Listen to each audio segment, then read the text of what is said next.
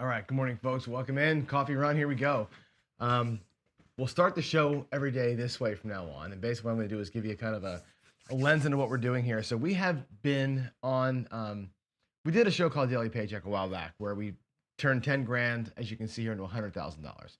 And what I'm doing now is I'm taking that same, let's go change it to Daily Paycheck. We're taking the same bankroll, and now we're going to take out of that bankroll 5 grand every day and just try and make 5 grand look like 500. Or $500 in profit. That's the plan. So you can see, like the other day we did the double our dozens in roulette. We took out 5,000, made 500 with it. I got to fix the left-hand side. It's actually off a little bit. It's not putting the totals back in for some reason. But anyway, you'll see here the graph, of course, how we made our money over the long period of time. And that's kind of the topic for tomorrow's show, is about like leveraging your profits, leveraging your bankroll to make more money. You'll see that the hockey stick at the end there is because we switched over to using a leverage strategy from just playing every day. So I think that'll come to the fore. But anyway, today, like every morning, I'm going to start the show with a quick little review here like we just did. And then we're going to jump into and run a quick paycheck and see if we can't come in there and make that $500. So here we go. Let me switch over to the other scene and we'll get it rolling here. I need to get some light, put some light on the situation. It should turn on in a second. We have really horrible internet today. For some reason, my internet today is like epically bad. So I don't know. I don't know what's going on, but I have like gigabit internet here. But today it's like literally like 19 megs upload for some reason. So maybe we'll catch a little horn number on the way out. See what happens. Here we go. Dice, as they say, are out. It's not a bad looking throw. That's going to be I thought it was a 6, but 5-3. 5-3. There's the 8. It's a 5 and a 3. Let's get that looked in. 5-3. That should get the roll tracker going across the bottom. Let's hope. If not, I'm going to have to refresh again. Again, the screen, things today are running super slow. So hopefully we catch an okay run here. Or an okay internet bubble. We're supposed to get a massive amount of snow today.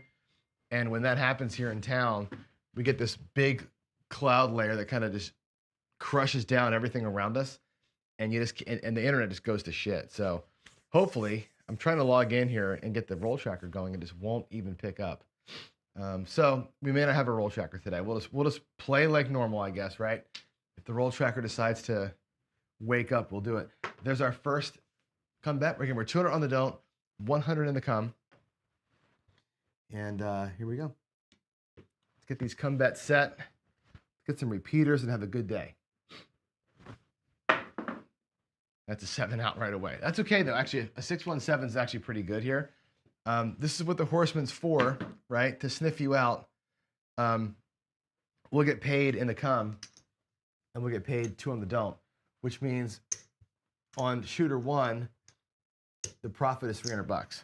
So again, looking to make 5. We've got 3 out of the way. That's pretty cool. I am a little worried about beating that 7 again on this next come out throw. But let's see what we can do here. Let's refresh that. And hopefully this shooter is a little bit better in terms of getting combat set and paid instead of just 7ing out right away. But let's see. Let's see. Here we go. That looks like a 9, a 6 and a 3. That's what I thought the first throw was. A 6-3. There's a 9. And here's our first $100 comeback. Let's type that in. 6-3. Alrighty. We'll just use my favorite set there. Here we go. Let's get her up there. Oh, it's a big split. Ugh, not a great landing. It goes to the 8 though. That's good. 5 and a 3. Take it. We'll move it up. We'll catch our next. Again, these comebacks come without odds. If they hit, I may throw odds up on the other ones, but I'm not looking. What the hell? Come on. Roll tracker again. Won't load. 9-8. There we go. Okay, here we go. Second comeback. Again, great time for a 7 or a repeat. It's aces, ace or ace deuce rather. So we lose. Now we're back, right? We're Lost one of them. We won 3 in the first shooter. We've lost $100 here so far. So hopefully it's not a harbinger. Let's go.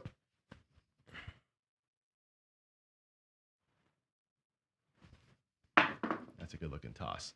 5, 3, 8. Sweet. That's going to be off and on. So what'll happen is that'll move.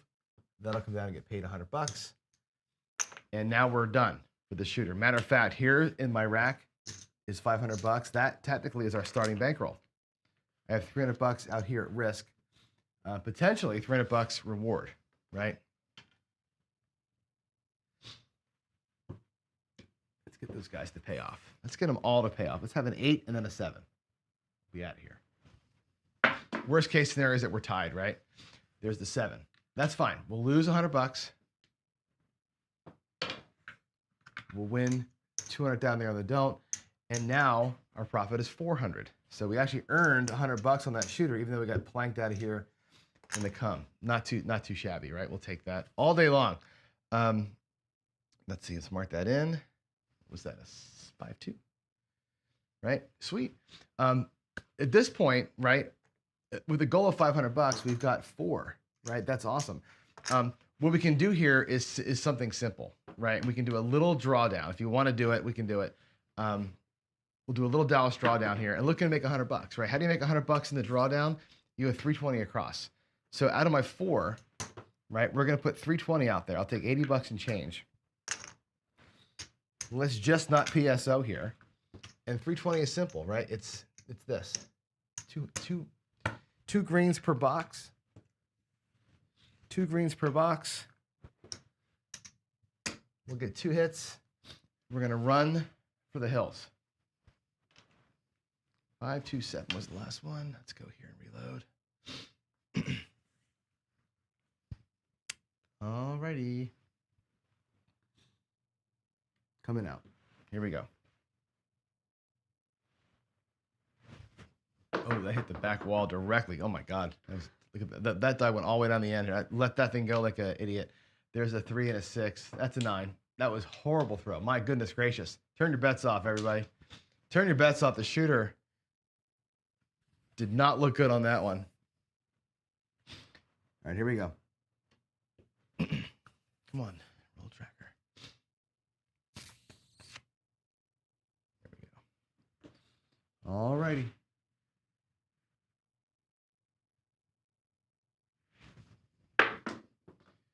That's an 8, 5, 3, 8. Perfection. 5, 3. Okay, that's going to pay $70. We'll do actually 75, 4, 5, which is great. And we'll pull down half the bets. We'll spread the rest of them out. Here we go. Next hit. Next hit, last hit, going to the cage right here. Next hit, last hit, off to the cage we go. We have profit no matter what. Whatever happens on this throw happens on this throw, and that'll do it. That's a better look. That's a 6-5 yo. Of course, it's got to be a box number or a 7. So that yo is not going to do anything for us. 6-5. Let's give it one more crack. One more crack. Here we go.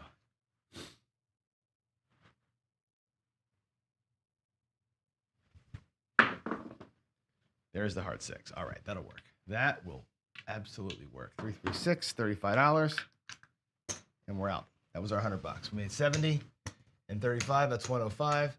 That will make our profit today $500. Basically even. Here we go. Let's color it up. There's a quarter in greens, and our greens. 1, 2, 3, 4. $505 in profit. That's it. So we did the horseman for our first 400. We went up drawdown for the next 400 or for the next 100.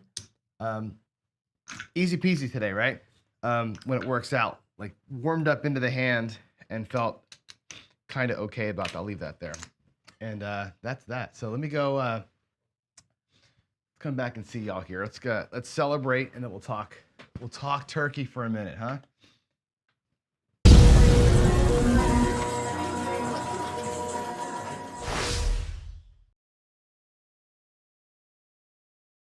All right, we should be here. Good, good, good. Good morning, everybody. Welcome to the show. Let me get my keyboard over here. Um, yeah, we missed yesterday. Obviously, I was in Seattle, so I want to talk a little bit about how the weekend went, and I got a couple other things to kind of share with you all. So let's get into it. Let's see who's here in chat. We got everybody. Everybody's here, right? Mad Dog's even here. Look at Mad Dog. Good morning, man. How you doing? Ian's here. Ian, I got a good story for you. You'll love what happened yesterday. There we go. There's going to be some buffer today. I'm sorry about the buffering. We got, again, when it snows, for some reason, we get this weird cloud, man, and it just crushes my internet connection. I'm not sure why that is, but I can't have a guest on when it's like that, and it kind of is what it is. So anyway, here we go. Let's talk a little bit about what's happening out there.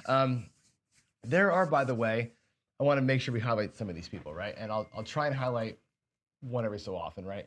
But Getting the Edge, good channel. Guy's getting started here, relatively new, and he's really approaching. It's funny, he does a lot of things like mostly dice throwing and how do you play with a good throw. So he's kind of combining a little bit of betting strategy, a little bit of throwing mechanics, a little bit of mindset, a little bit of bankroll, and he's feeling his way through it right now. So if you get a chance, watch some of his videos. I think he's doing a really good job. I'm actually planning to reach out to him today and just kind of talk him through if he wants some help, some technical advice, that kind of thing, and see what I can do to help out there. But good channel so far. And I think it's good to see some new blood coming in with some different perspectives on things than just redoing strategies, right? It's like, I think there's goodness to saying, let's look at like dice control, dice influence, and strategy and combine it, and in some kind of intelligent way. And again, whether you believe in DI or not doesn't matter. It's good to see people, I think, thinking. I know that there are people who really get aggravated when many of us are trying to solve the puzzle. We all know the puzzle's not solvable, but the joy to me in this game is trying to solve the puzzle. Like, the joy is the solving, the act of solving, not the solve itself, right? And that's why I love the game. Craps is like, as you know, guys, it's unlike any other game out there. You know what I mean? In blackjack and roulette, in Baccarat, it's an instant decision, right? Your money's out there, it wins or it loses on the next turn of the cards or whatever. Craps isn't like that. Craps is a leverage game where your bets can be alive. They do resolve on their own, win or lose, but they can win many times on their own before the final decision's made, right? So there's a leverage feature to Craps that's different than most games. That's why we love it so much. That's why it's the puzzle that it is. You know what I mean? And that's why I think we all dig it so much. Anyway, so watch his channel. I saw too that I watched a bunch of videos yesterday on the way back from Seattle. Our old friends are back at it. Jeremy ran the Jacob from Wager Me This strategy that I showed you a few weeks back. Jacob ran one called the Ultimate Hybrid strategy. I ran it on my show a few days in a row and loved it. Like, loved it. I didn't play it this weekend when I was at the casino, but I didn't have enough money to do that. But I love the strategy. The next time I go to Vegas or my local, I'm playing that way. I'm going to give it a shot in a live casino. It works really well, and it's got this genius piece to the growing of the don't pass bets that I think is Jeremy called it out, like just like me. He's like, wow, that's a whole different way of thinking about it.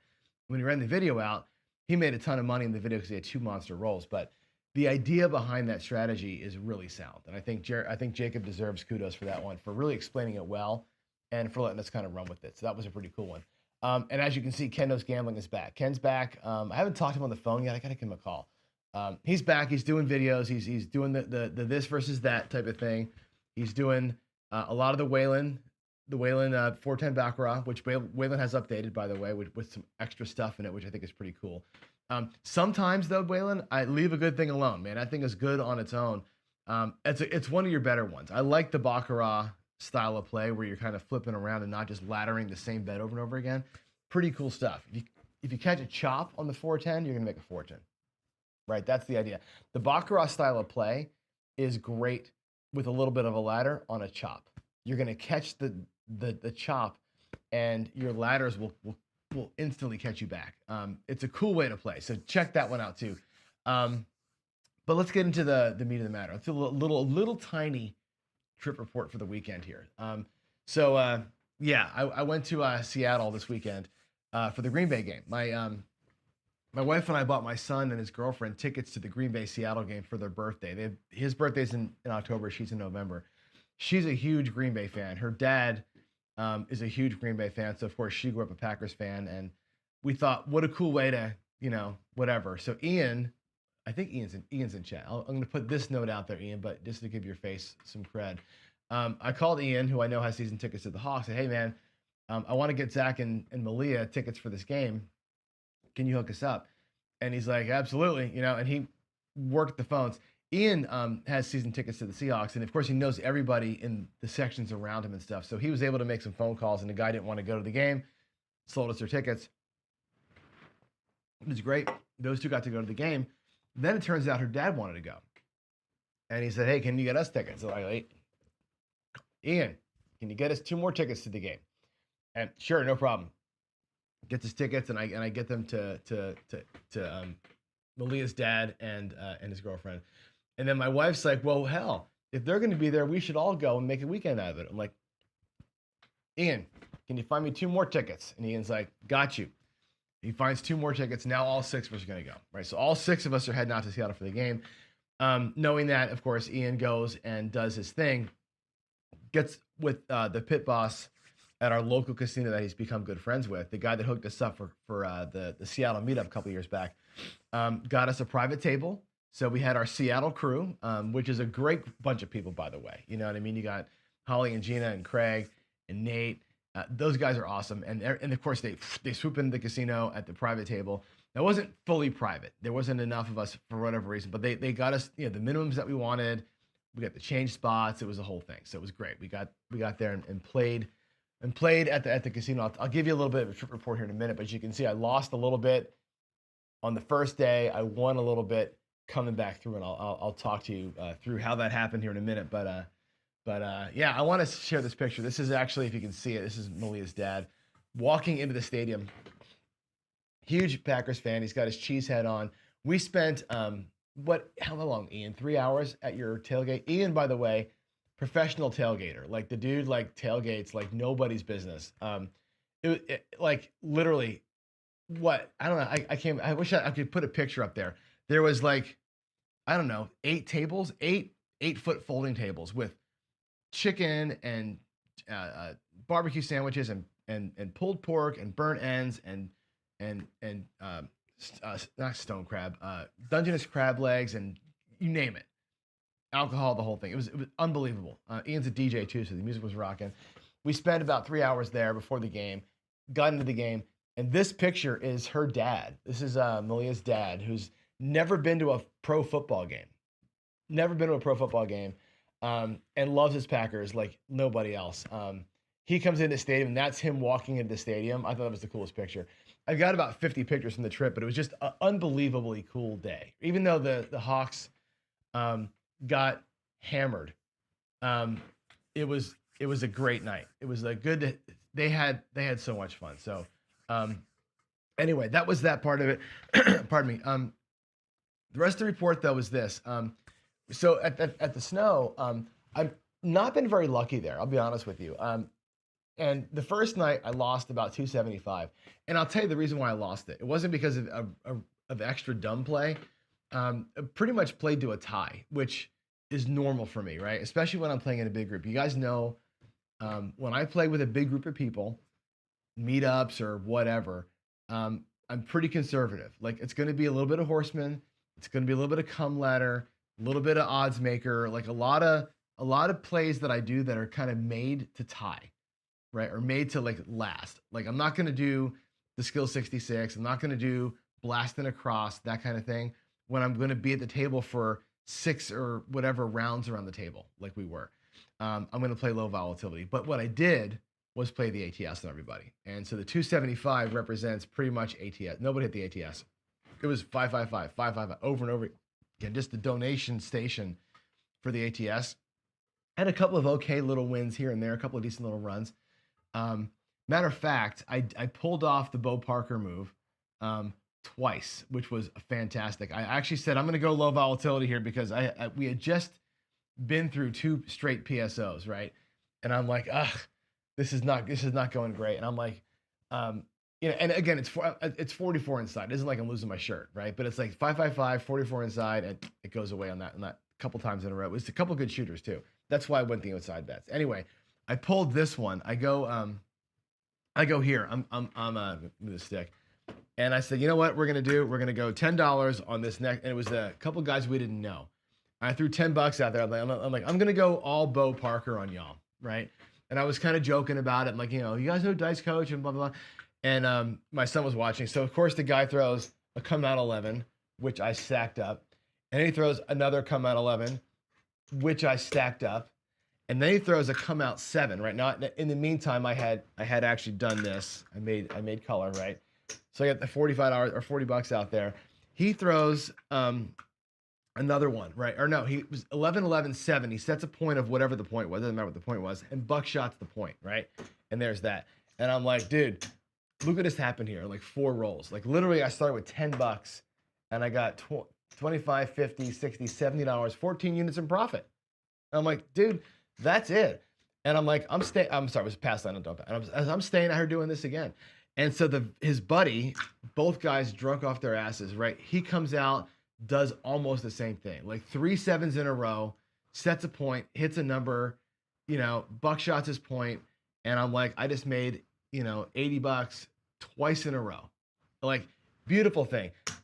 That strategy is a great one. I mean, it's not even, if anybody does it, right, that's $100 win. Or 125, right? That's pretty damn cool. So I actually did that on 2 shooters back to back. Boom, boom. I'm like, ooh, that got me back, right, on that first night from being down quite a ways. Again, the ATS on 10 people twice was it killing me. You know what I mean? It was $300 and some. We were down ATS plus ups and downs in here. That got me back to only losing 275 on the first night. We left. Yeah, Ian, it was a great weekend. It was freaking awesome, and you are so clutch, and you won money. So then what happened was the next day we left. Everybody had to go because we had the game the next day. We're trying to get up kind of early to get some breakfast, and then go to the tailgate. We all booked out the casino, did our thing, went to the game. Yesterday morning we get up and we leave. Supposed to be a crappy day, so we got up and kind of got out of Dodge, and off we go. Kathy's like, "Oh crap! I still have my slot tickets from the night before, from Friday night. Can we stop at the snow on the way home?" Like, sure. So we take I-90 out towards our house, and we have like a 3-hour drive. So we stopped there to turn the tickets in and get some coffee, right? Well, an hour and a half later, she's playing slots. I'm back at the table, and I won $300. Basically, I'm up now for the weekend at like $25 or something like that. So I got back my losses, and I didn't play the ATS myself. I literally bought them for $500. Did a 320 Dallas drawdown twice and boogied out. I did 320, 160 to 64, 320 to 160 to 64. And that was it. I took my 3 hits and I was up like 375 or something. And Kathy was texting me like, let's get on out of here. I'm like, okay, fine. I went 64 across, and it was the same deal worse the night before. Ian, the same group was there that morning. It was like about 11:30 or so. And like, oh, Johnny's back. And I come in, because what I was doing, because not a lot of people were tipping, by the way, which was kind of we have to have a talk about that.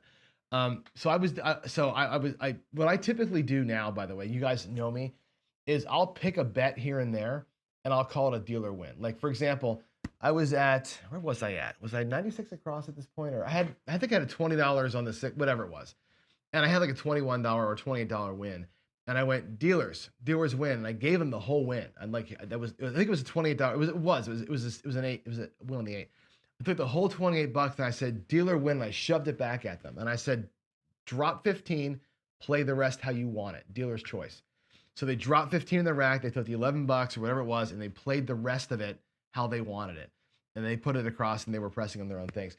I do that once in a while just to kind of have fun. Well, on the way out the door, my sayonara bet that day was 64 across, and I said, we're going to split this, And so everything I did, I just gave them half the win. So, I did a little first bet, first win, same bet. So I did 15 for 1. I gave them 5. I took 10. The next hit, we took the $15, went to 25 with it. The next hit, we took the $35, and I gave them 20 and took 15. And we just kind of did that on all the numbers. I think I threw 11 or so numbers. That $64 turned into, I think I collected, I don't know, I might have profited $30 on that roll. They put about $40 in the rack. It was a great way to walk out of there. Like the dealers had a lot of fun with that. I didn't need the money. The $64 wasn't going to change my life. I knew we were going to leave in 5 minutes anyway. So I said, we're just going to split this. I knew, like I said, I knew that they hadn't got, I was watching. There wasn't a lot of tips on the night before when I was there. So I thought, what the hell, let's just do it. And we had a great time. The dealers were kibitzing and having a good old time. They were arguing amongst themselves what to do with the bets. It was great. It was great. We had a really good time with it. So that was how I left it. It was just a good way to kiss the weekend goodbye and come on back home. So that was it, man. That was the weekend. We had a great time. And again, that picture is going to live on. That was such a great shot. And Ian, again, thank you so much for everything. You just clutched up the whole thing. It was so freaking awesome. Anyway, here we go. Point counterpoint day. I'm going to go shoot some more. I'm going to go play on the other side of the table. But I want you to think about some of the things that you heard, hopefully over the weekend. We had a craps chat on Sunday. We had I think it was on Friday, G and Mac did their common sense craps. And some of these things came up across those shows. I took some notes, right? You have the down mindset. What do you do when you're down to your last $60, right? What is your sayonara bet, right? You're down to $60. What is your bye-bye bet, right? Literally, I went 64. If I was down my last $60 and I'm like, if I bought it for $2,000, I was down to 60, right? Jen said that she went 555 in the pass line. I may just go 44 inside like I did with the dealers, and we'll just half press with me and the dealers forever, right? Like just have some fun with that. But anyway, Jen got bit pretty hard by bridge pressing, by the bridge, the Casino Quest, the bridge. And I think that the bridge that Casino Quest put out, which is a great way of thinking, right? If you watch the bridge video and you get the bridge book, which I recommend you get, David is preaching a lot of the things that I have been preaching for years. They're getting more into the conservative mindset. They're getting more into this notion of you got to manage your bankroll right. You got to buy in for the right amount. You've got to play at the right chip size level. You got to get out of the hand. You got to lock some profit up, and then you get to make your decision, right? They're getting more into that. They're less in the go from go kind of thing, right? And we know, and I've said this before, if you're going to focus on getting out of the hand and locking profit up, if you remember way back, I did a thing called the 3-phase play, right? To get them on, get them over, get them in, right? Get my money back, lock some profit up, go for the ceiling. That way of playing will put you 6 rolls behind. You may miss a number being hit a couple times, right? You have to deal with that. But the Casino Quest way after that is this, right? Being 6 rolls behind on a 35 or 40 roller isn't going to matter that much. You're gonna make it back. They're very aggressive in how they teach getting up. I think some people misunderstand that and just try and get it right away. And that's where you're gonna torch a bankroll. You've got to ease in, right? So I think when I talk with them and I'm doing my presentations with them as part of the Bridge lecture series at Casino Quest, things like I did today, where we ease in, a little bit of horseman, a little bit of come ladder, a little bit of low volatility stuff early to get yourself into the hands. Don't get crushed by the PSOs. Find a way to play that survives that stuff, but gives you a chance to play. The horseman gives you a chance to play. Jacob's hybrid gives you a chance to play without fear of a PSO, right? That's, I think, part of the secret to some of the stuff. And the bridge gets you there, but you got to make sure you're really getting what they're saying, and it's advanced stuff. They also, by the way, are speaking when they talk about the aggressive stuff to the traveling gambler, not us, I hate to say this, not the professional gamblers, not that we're professionals, but we're going on the regular.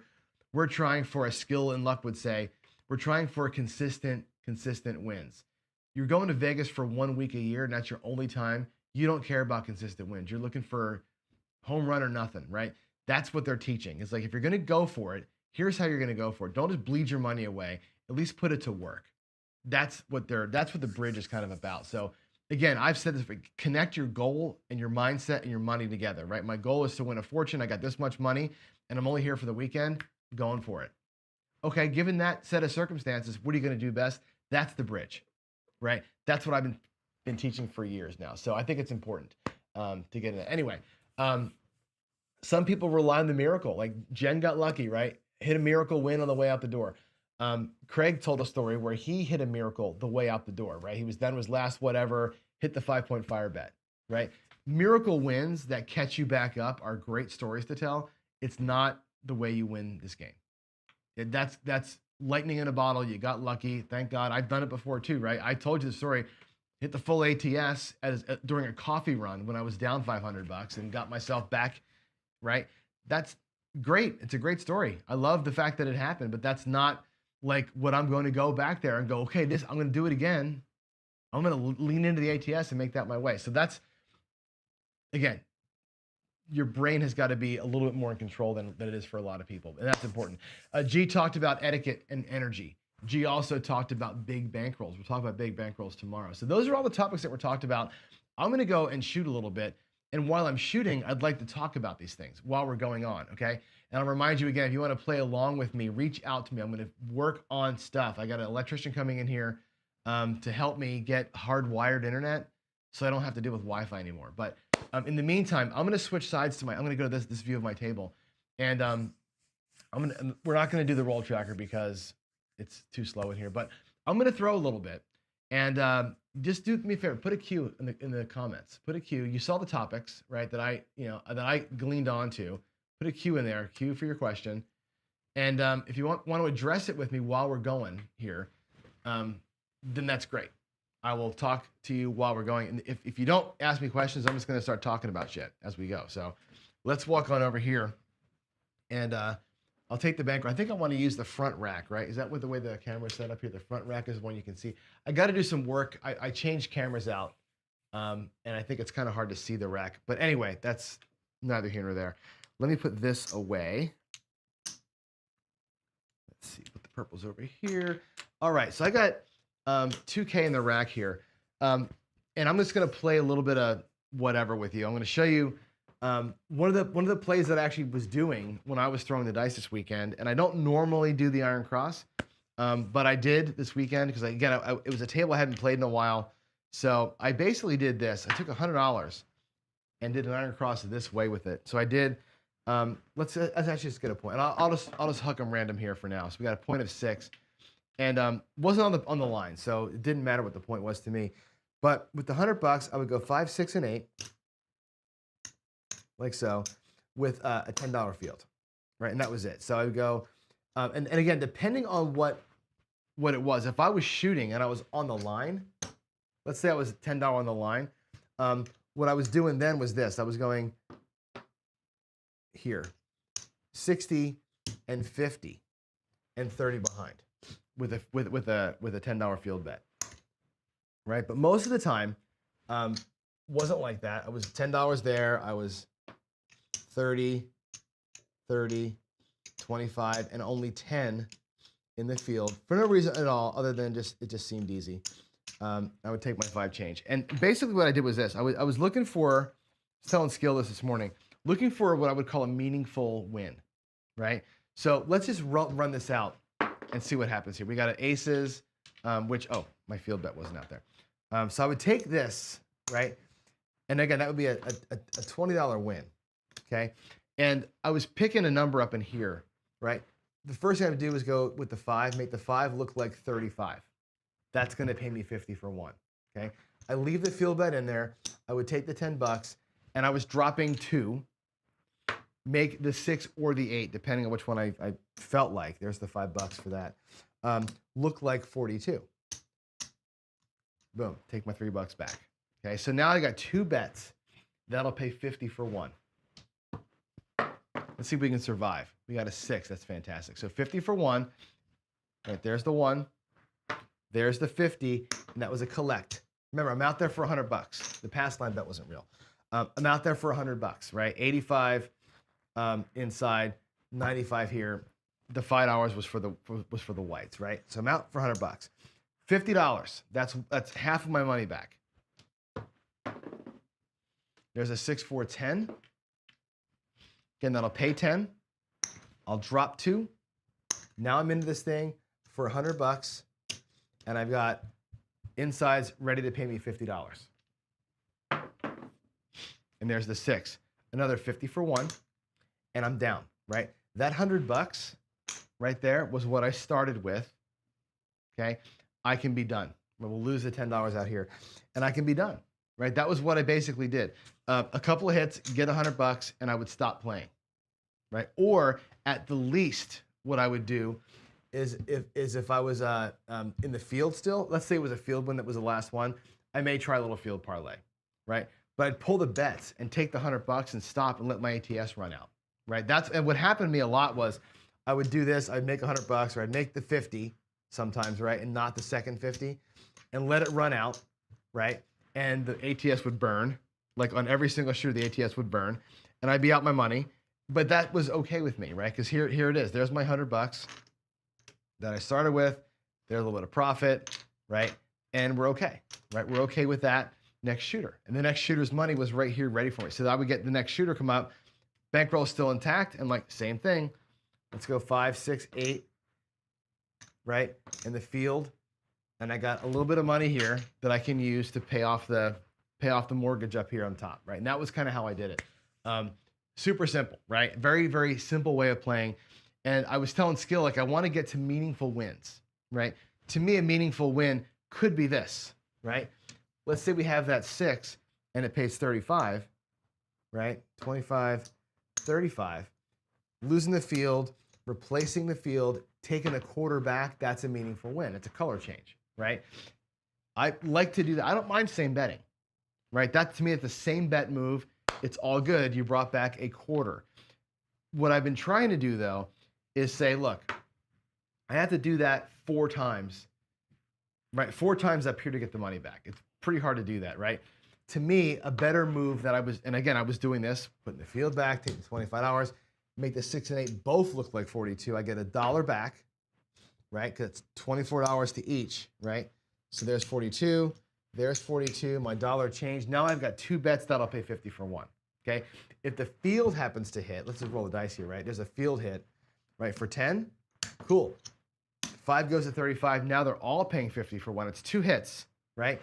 Anything that comes up here, there's a 3, again, that's in this case, either a collect or a grab a 9.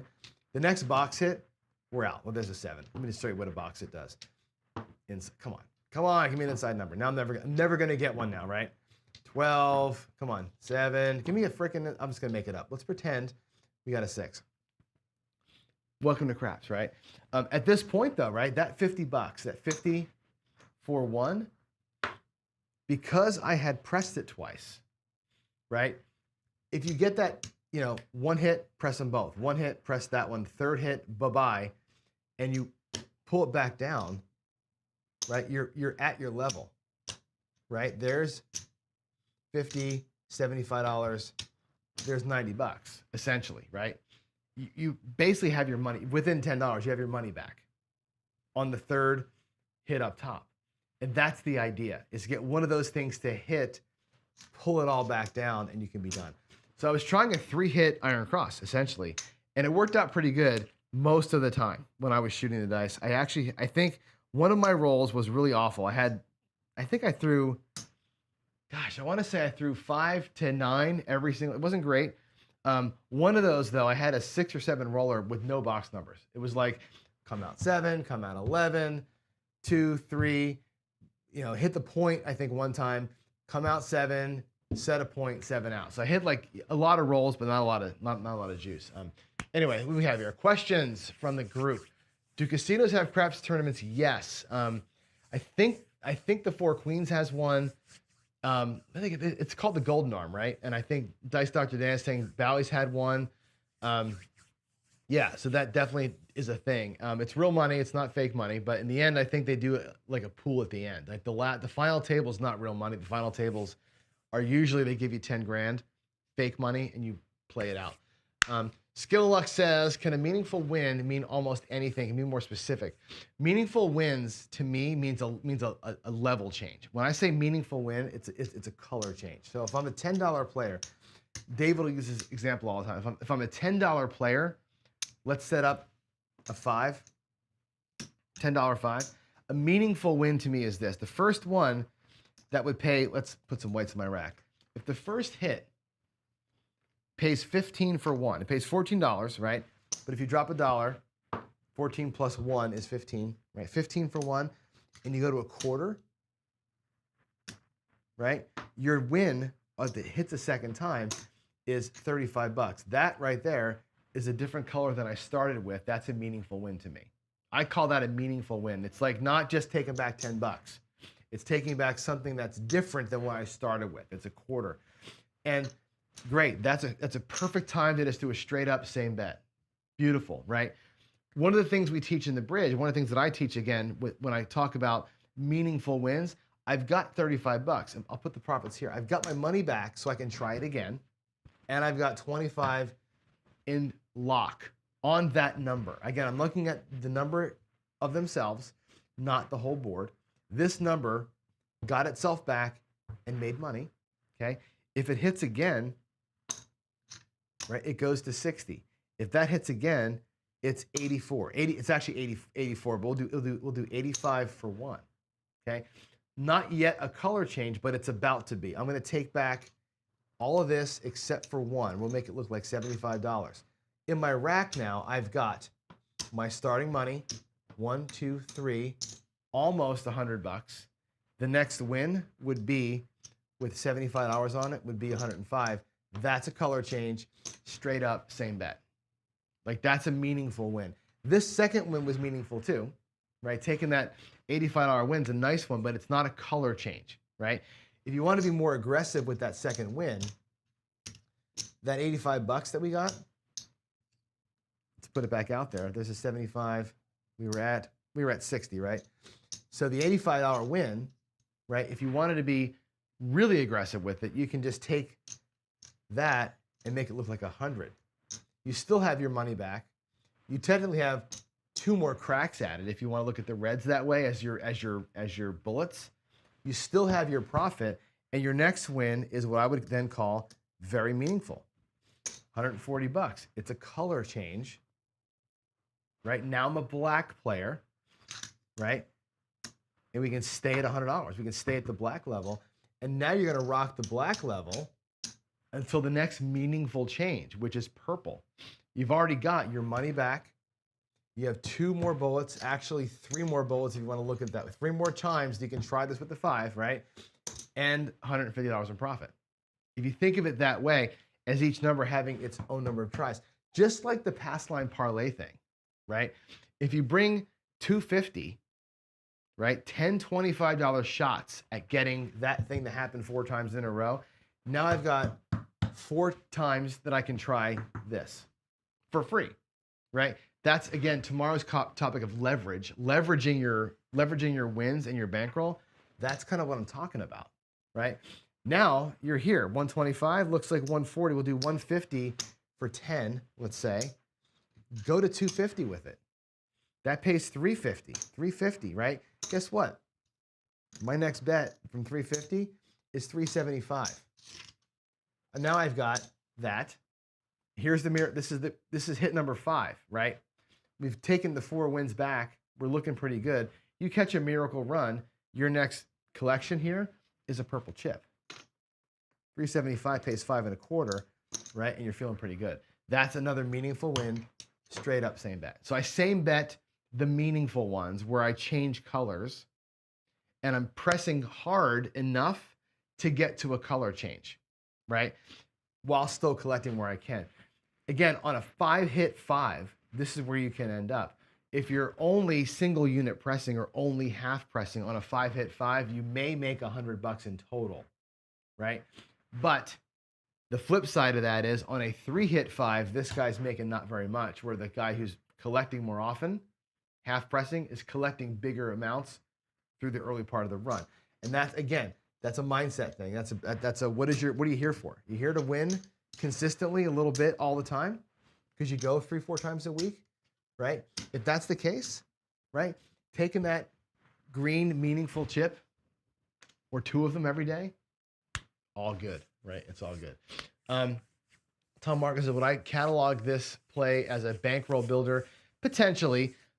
If you think about it like this, let's set it back up again. Let's do the iron cross that I just did, okay? And if you want to do the full 100, fine. I do it with 10. let's play it out in a way that you could think about this. And this is going to be one of those leveraged play kind of things. Watch what I'm going to do here.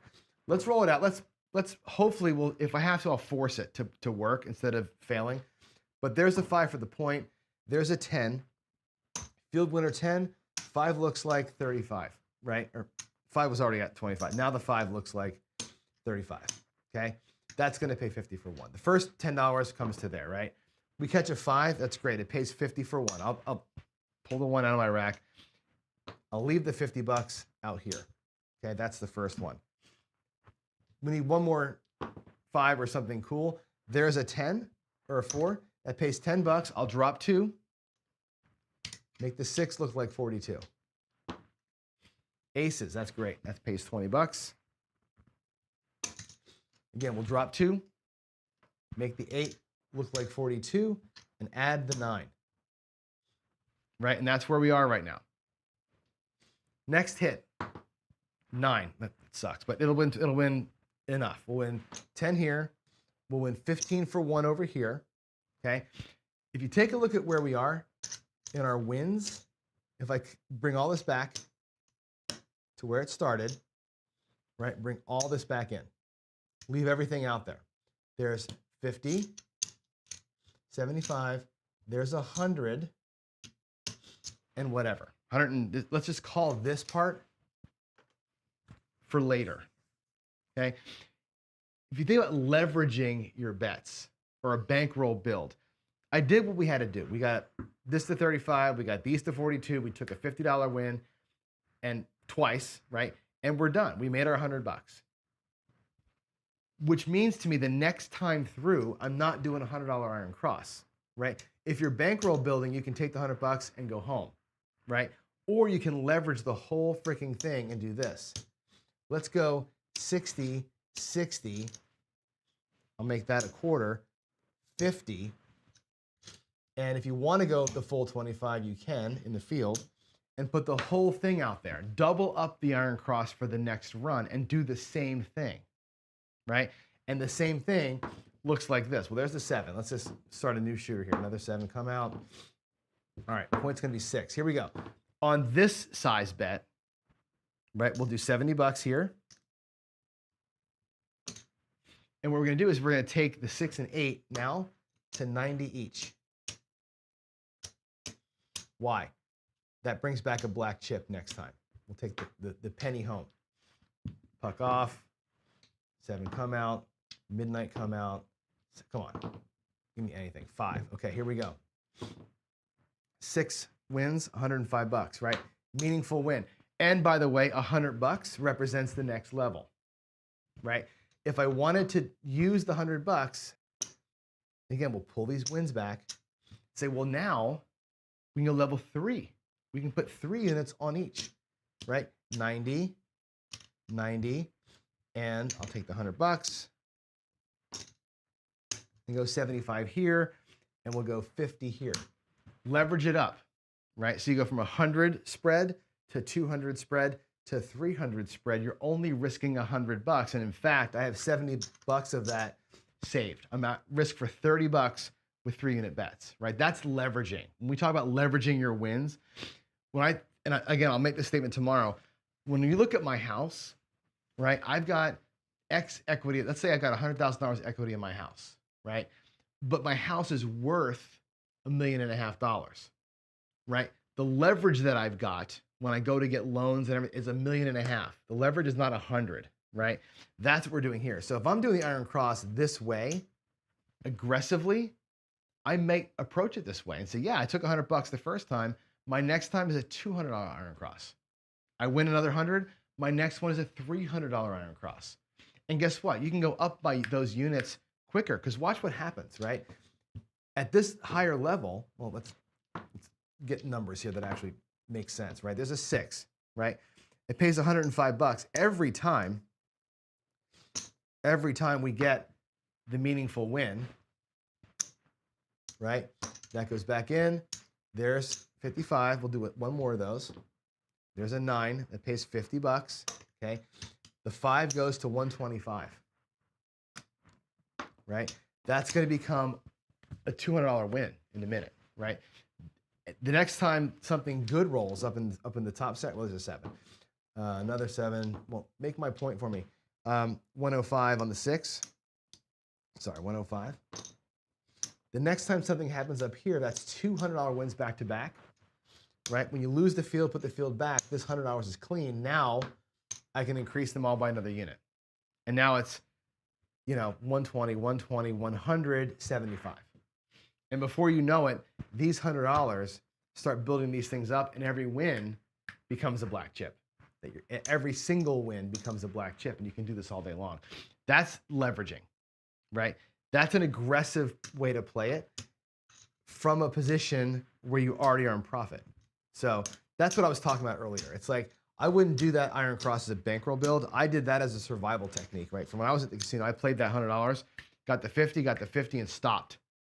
Went out again with that same 100, got 50, and stopped. Went out with the same 100, lost it, right? The next 100, lost it. So I'd win 2, I'd lose 2, and I'm even, but it's 4 shooters out of the way, right? And dice are coming back my way. And that's kind of how I would look at that thing, right? Let's see. Dan says, check out the positioning of, the camera that's up top here, where this thing here is, it's just a little bit off of the old camera. I got to move it like 2 inches back off the table to get that view right.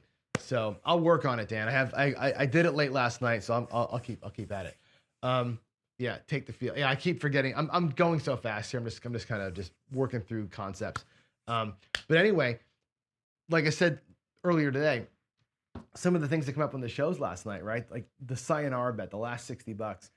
I honestly, if I only had $60 left, right? I think Jen talked about doing a 5-5-5 any craps and a pass line. I may or may not do the ATS. It depends. I mean, I suppose if I'm in a meetup and there's a bunch of shooters there and whatever, I may do that ATS. But I'm probably also doing this on the pass line. I'm going to go $40 in, right? 25 on the pass line, $15 on the ATS with my last $60. And what's that? It's at $40. So with $20 left, it's the hard ways, right? It's going to be here. It's the hard ways. That's the last $60, right? And hopefully we catch a come out winner, right? And if I catch a come out winner, let's just play it out here, right? If you catch a come out 7, that's going to be a 4. If I would have caught a come out 7, right? That $50 gets stacked up, right? We lose the ATS, right? So you put that back out there again, and your $10 actually would be $10 to the rack. $10 to the rack, or $10 to the bet, 15 to replace those things. That's fine. That's fine, right? Keep leveraging this guy here because another come out 7, 35 minus the 15, right? Now we're getting green chips on the stack. And I would play this parlay as my play, let the hard ways and the ATS be my home run, and just walk out of there, right? Is a home run a way to win? No. Like the miracle, the hard way parlay happened to work itself out one of those times, or if the ATS happens to win like it did for Jen that night, that's great. It's a bonus, but it's not like, I wouldn't hang my hat on that as smart play. It's just, I rail dumped my $60. Maybe we catch the one guy that's going to get 4 pass line winners in a row. Maybe we catch a leg of the ATS. Maybe we catch a hard way in the middle of that. And that $60 becomes, 150. So I can then go back and do like a 110 type of thing. That's kind of the options, right? Tom Marco says the magical thing, right? All these play options are what makes craps challenging, right? It's why I love the game, right? This is, again, you can play it a billion ways, right? That $25 5 can be played so many ways. Right? When you think about it, like look at the 5, right? For $35, look at all the options you got here. This is what makes craps the best game on the planet, right? If you're a half presser, fine, put the $10 on and take the rest back, right? Half press probably puts $15 on there, but the easier move is just put the 10, right? Take a quarter back, got your money back, you're even.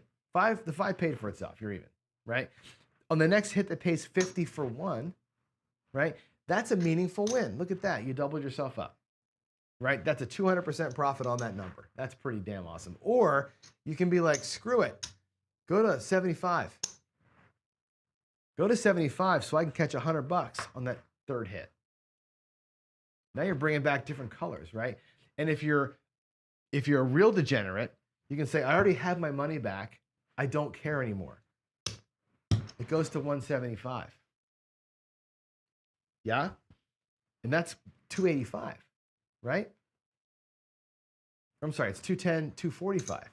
245 coming back, right? If you want to be hyper aggressive, you can get to a purple chip in 4 rolls from $25 if you're okay with being maniac with it. Or you can take those 4 hits, right? The same 4 hits and keep taking $35 back, right? And to you, that's meaningful, right? That's also a black chip. It's meaningful play, right? The other options you got, again, I love the 5 and 9 so much. People think I'm nuts, but I love the 5 and 9s. The other option you got is this. Look at this, $35. Press it all the way up, right? Take that $85 win, $75, $85 win, come back down to your quarter, and you've brought back a black chip as profit in 2 rolls, right? The full press and full regress, right? Actually do this. Go back down to table minimum with it and lock up your original bet plus a black plus a little bit of juice, right? That's the options you have in this game are vast, right? The 2 hits and come all the way down is really hard to pull off because people don't repeat all that often, right? That's a miracle, kinda, when that happens, right? I love the same bet, half press the first one. If it goes off, it goes off, and you can have fun with it, right? That's, I think, why this game can't be solved, and it's unlike other games. You just don't do that kind of stuff in other games. I know roulette you could. You could take your dozens win, 2 dozens, right? You lose 1, you win 1, right? There's no reason why you can't go put it back and go $10 presses with a $5 profit. And then take the next win would be $35. That's fantastic. Take your $35 and go, well, now we're going to go, 25 here and 25 here. Now they're both looking like 50. And the next win is a $100 win, right? You can do it in roulette. It's just that it's every single spin versus the multiple resolutions. Craps makes it a little bit more interesting because of the payouts. That's why we love the game. Why we love the game. Yeah, it has to be a good balance. And again, there's balance in all of it, right? And again, what are you there for? I always say it, like, what are you there for? If I'm flying to Vegas for a weekend, then I got 5K to light on fire because I got a bonus at work and I've been saving up for this trip all year long, and that's my only gambling for the year, there's 0 chance I'm doing 44 inside and a half press. 0 chance, right? Most people are in that mindset. If you're going there to try for it, to try for something for the big Vegas story, you're not going to go 44 inside and single unit press. You're just not. That's not what you're in town for. If you're in town to throw it down and have a great time and maybe win a fortune, cool. Vegas is built on that. As a dealer, bring it on. Just tip me well, right? If you're a local in Vegas or a local in St. Louis or a local in Florida or a local here in Seattle and you're playing every day, you're not bringing $5,000 to light on fire. You're bringing, the Iron Cross for $100 to win $100, like I just did. Leverage it up, leverage it up, leverage it up, win 500 and go home. You're not going to Vegas for a weekend trip with $5,000 to win a couple $100.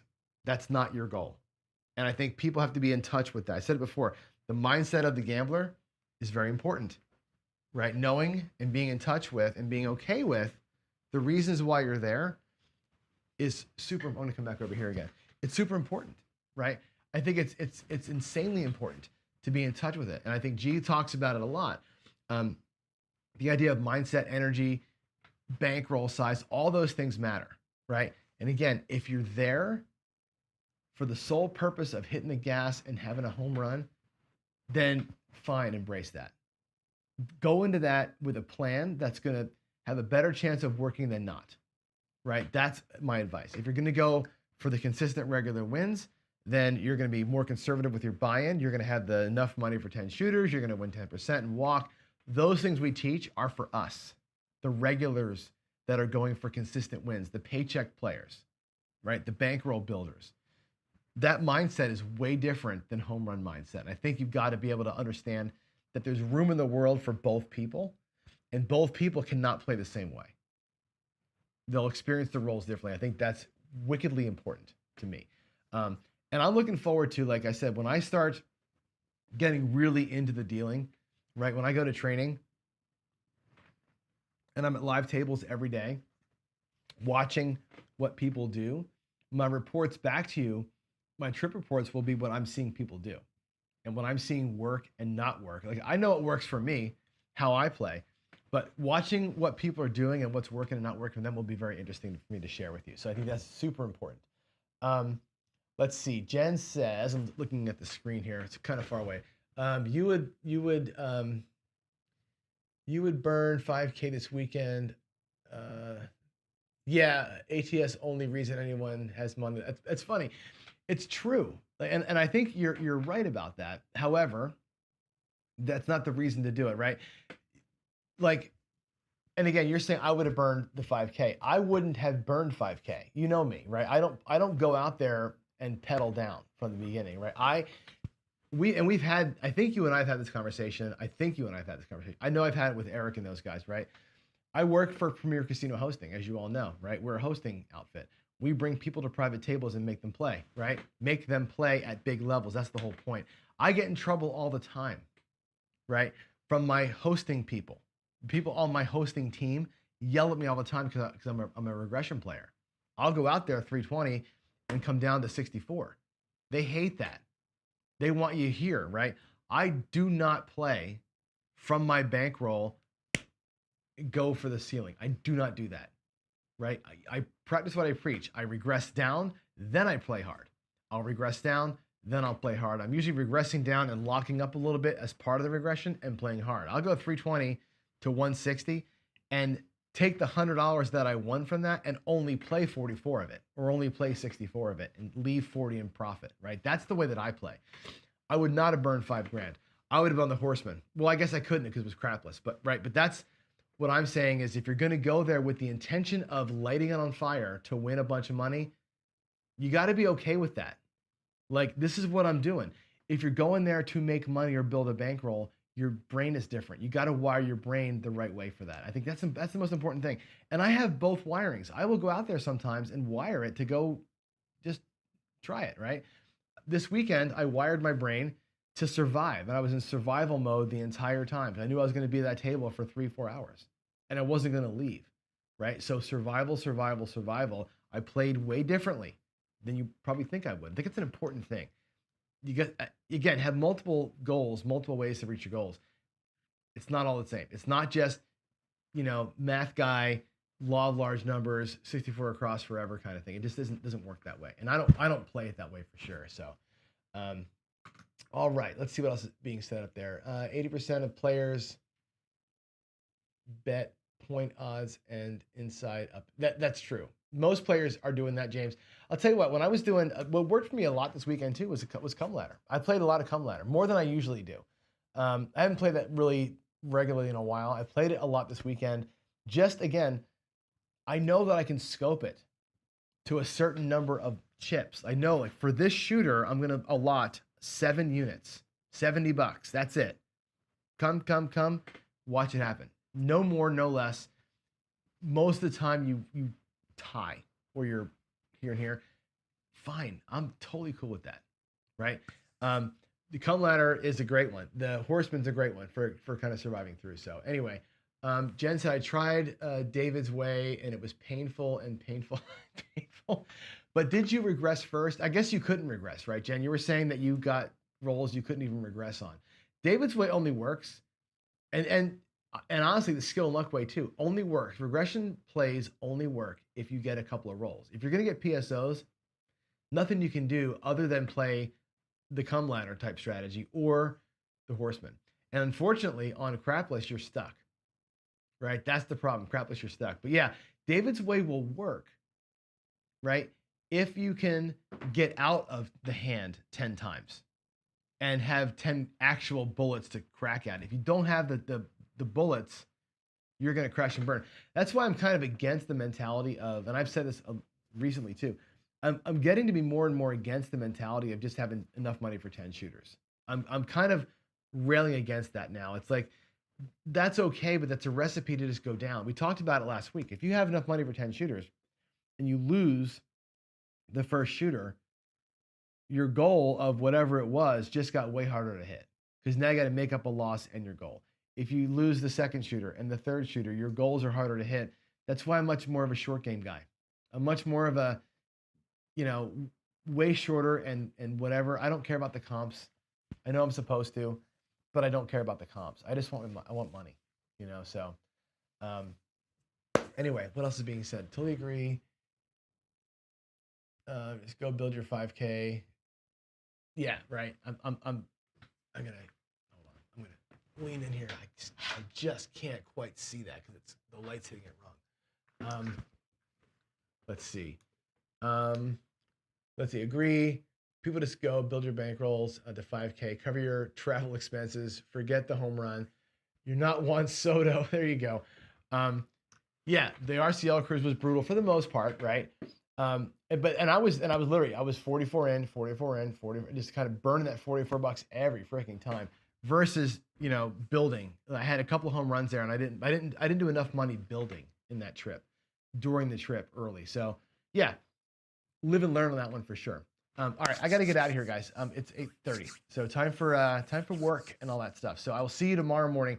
Tomorrow, I'm planning to talk more about leverage. So that iron cross that I showed earlier today, I'll play that more tomorrow. We're going to use that as our leverage play. I'm going to show you again what it means to me to play with leverage. Leverage is not just pressing bets, right? Leverage is not just playing with profits. Leverage is making bigger bets based on bankroll size in the moment, right?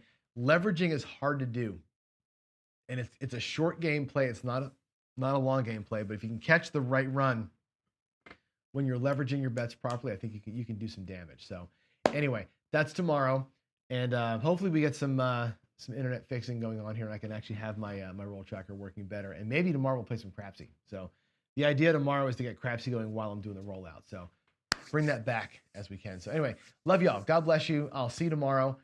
Thanks for tuning in, and have a great rest of your Tuesday, and I'll see you on Hump Day. Bye, y'all.